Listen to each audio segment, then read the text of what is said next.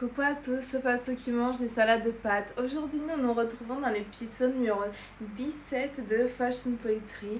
Et je sais que je vous ai manqué et je sais que tous les jours de votre vie, vous demandez mais où est-ce qu'elle est passée? Qu'est-ce qu'elle fait? Pourquoi elle ne poste plus? Je sais, vous m'avez manqué aussi, vous m'avez manqué terriblement. Mais je voulais m'excuser pour mon absence remarquée de 2-3 semaines, je sais même plus. J'ai beaucoup de projets qui se passent en même temps et il faut croire que j'ai un peu du mal à gérer.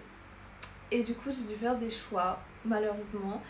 Et il y a des choses qui ont primé sur les vidéos, mais c'est pas grave, on est de retour. Et aujourd'hui, nous sommes dans l'épisode numéro 17 de Fashion Poetry et nous allons parler de l'exposition sur Toutankhamon.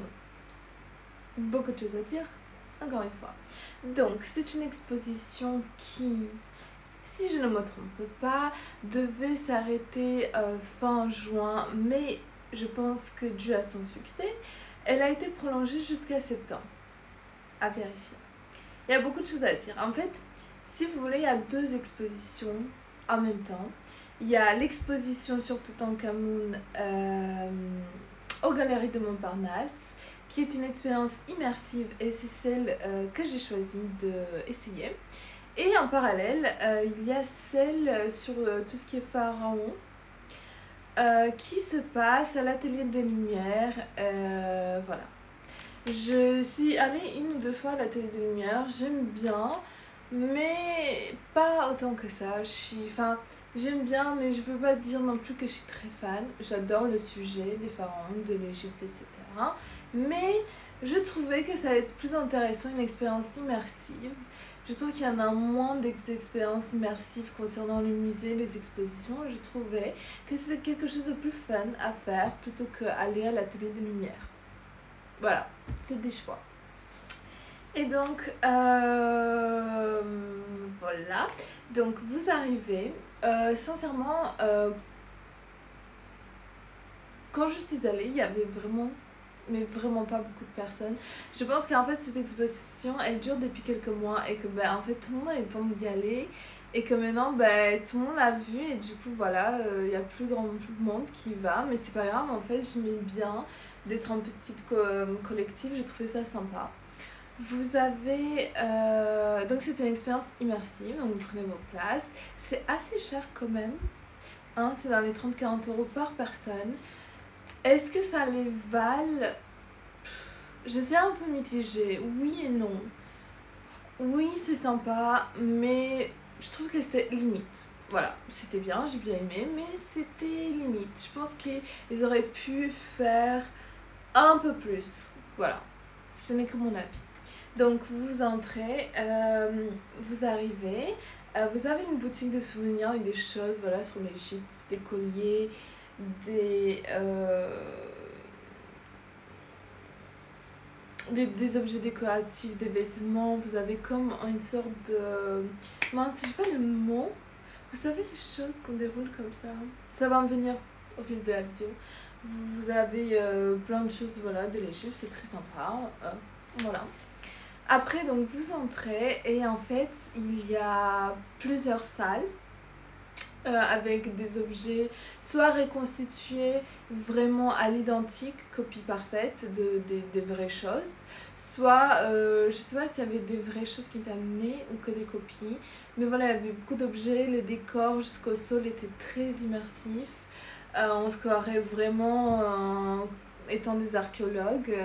Et quand vous arrivez, on vous donne ce petit journal, voilà, et vous avez une histoire, vous avez en fait des énigmes à résoudre par heure ou par pièce.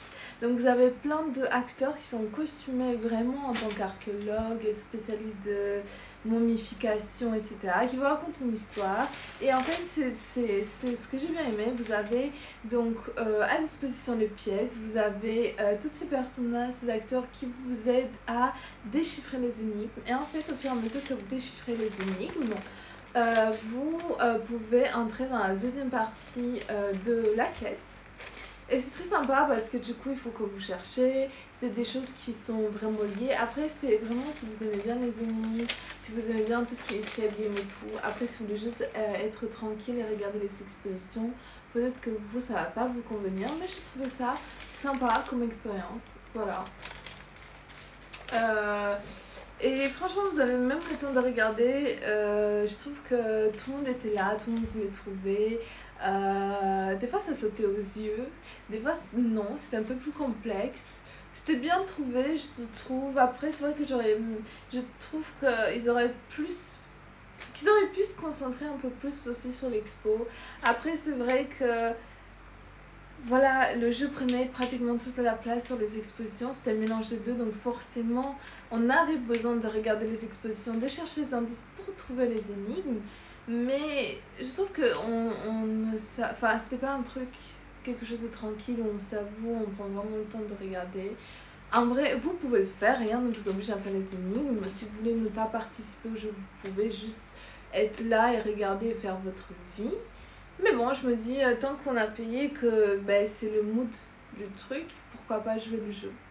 Il y avait voilà, des sarcophages, des pharaons, il y avait une momie reconstituée.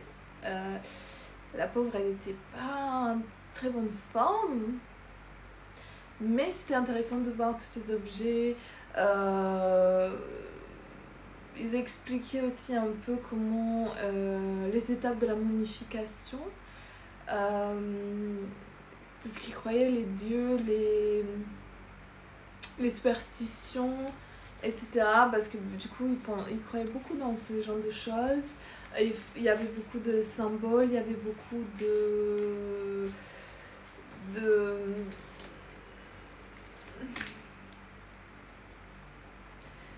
voilà, de symboles, de choses qu'ils faisaient pour aller au paradis, des choses pour voilà, laver leurs péchés, etc. D'ailleurs, si vous voulez en savoir plus, il y a un documentaire sur Arte qui s'appelle Toutankhamon, le trésor découvert. Vous pouvez le regarder si vous voulez vraiment avoir plus de renseignements concernant cette époque, etc. Ça peut être un supplément. Donc ensuite, vous passez à la deuxième pièce qui est pas vraiment ouf. Comparé à la première, elle est vraiment bien. Il y a 3 pièces. Et il y a donc... Il y a l'annexe, l'antichambre et la chambre funéraire. Et la dernière partie du voyage, de cette exposition, c'est que vous allez faire un voyage vers l'au-delà et vous allez revenir. Donc il vous explique un peu les étapes que traversent les rois en général lors de leur dernier voyage, les obstacles, qu'est-ce qui se passe, où est-ce qu'ils arrivent et tout. Donc vous entrez dans une pièce avec le sonore et donc les murs sont complètement recouverts